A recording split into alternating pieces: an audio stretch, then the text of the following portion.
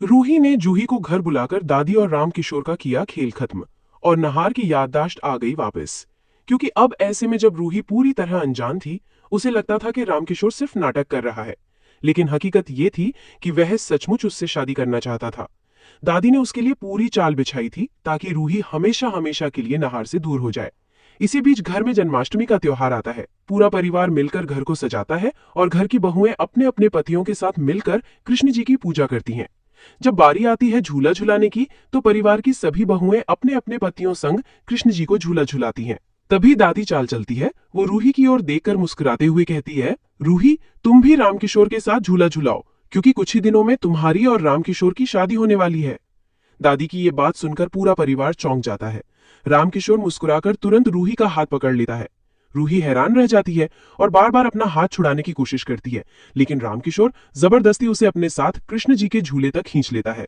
रूही का मन बिल्कुल नहीं होता, लेकिन मजबूरी में उसे रामकिशोर के साथ झूला झुलाना पड़ता है। ये नजारा देखकर नहार का गुस्सा 7वें आसमान पर पहुंच जाता है। उसका दिल अंदर से तड़प उठता है, लेकिन वो अपनी भावनाओं को काबू में रखकर कुछ कह नहीं पाता और गुस्से में अपने कमरे की ओर चला जाता है। पूरे घर का माहौल भारी हो जाता है।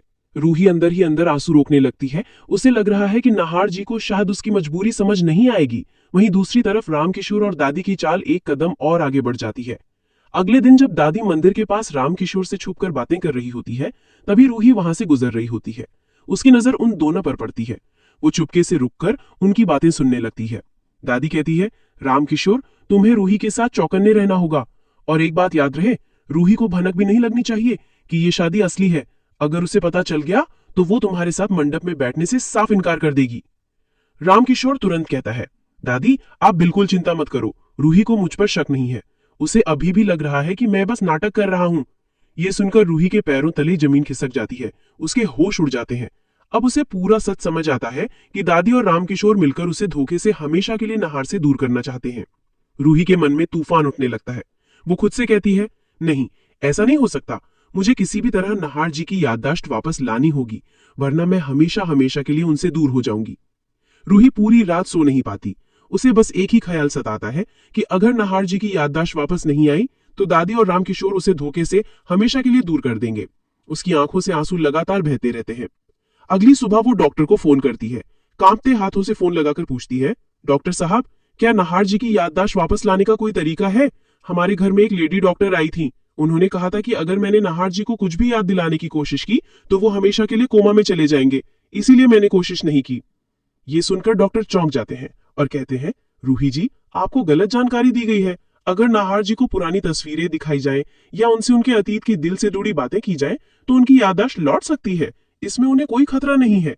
डॉक्टर के ये शब्द सुनते ही रूही समझ जाती है कि दादी ने नकली डॉक्टर को बुलाकर उसे डराया था, ताकि वो कभी नहार की याददाश्त वापस लाने की कोशिश ना करे और नहार सच्चाई से हमेशा अनजान रहे। अब रूही ठान लेती है, बस अब मैं दादी को उनकी चाल में कामयाब नहीं होने दूंगी। मैं किसी भी कीमत पर नहार जी की याददाश्त वापस लाऊंगी। वो अपने कमरे में जाकर पुरानी अलमारी खोलती है और उसमें से नाहार और अपनी शादी की तस्वीरें निकालती है। उन तस्वीरों को देखकर उसकी आंखें भर आती हैं, लेकिन साथ ही उसे एक उम्मीद भी मिलती है। वो सोचती है कि इन्हीं यादों से नाहार को उनका अतीत याद दिलाऊंगी। रात को जब सब सो जाते हैं, रूही नाहार के कमरे में जाती है। नाहार खिड़की के पास बैठा उदास आसमान की तरफ देख रहा होता है। रूही धीरे से पास आकर कहती है, नाहार जी, आप बहुत अकेले लग रहे हैं, क्या मैं कुछ पल आपके साथ बैठ सकती हूँ? नाहार उसकी ओर देखता है और हल्की मुस्कान देता है। रूही धीरे धीरे पुरानी बातें छेड़ने लगती है। वो उन्हें राध्या की शादी, पुराने त्योहार और अपने साथ बिताए गए खास पलों की याद दिलाती है। फिर तस्वीरें सामने रख देती है। नाहार तस्वीरों को देखकर हैरान रह जाता है। उसकी आंखों में अजीब सी बेचैनी और दर्द उतर आता है। वो सिर पकड़कर कराहने लगता है, जैसे अंदर दबी हुई यादें वापस लौट रही हूं। तभी दादी और रामकिशोर वहां आ जाते हैं। दादी गुस्से से चिल्लाती है, रूही, तुम क्या कर रही हो? क्या तुम्हें होश नहीं है? नाहार की जान जा सकती है। लेकिन तभी नाहार की आंखों के सामने सारी पुरानी बातें तैरने लगती हैं। रूही का मुस्कुराता चेहरा, उनकी शादी का मंडप, उनके साथ बिताए गए पल, सब कुछ। और आखिरकार नाहार जोर से चीखता है, रूही! सभी चौंक जाते हैं। रूही की आंखें खुशी से भर जाती है। नाहार उसकी ओर देखकर कहता है, मुझे सब याद आ गया है। मेरी रूही, मेरी जिंदगी, मेरा प्यार। रामकिशोर और दादी के चेहरे पर पसीना छलक पड़ता है। पूरा परिवार वहां इकट्ठा हो जाता है। नाहार सबके सामने दादी और रामकिशोर की सच्चाई उजागर करता है। वो गुस्से में कहता है, दादी, आपने मुझे मेरी रूही से दूर करने की साजिश की, नकली डॉक्टर बुलाया और इस घर की इज्जत से खिलवाड़ किया। अब आप दोनों का यहाँ कोई हक नहीं है।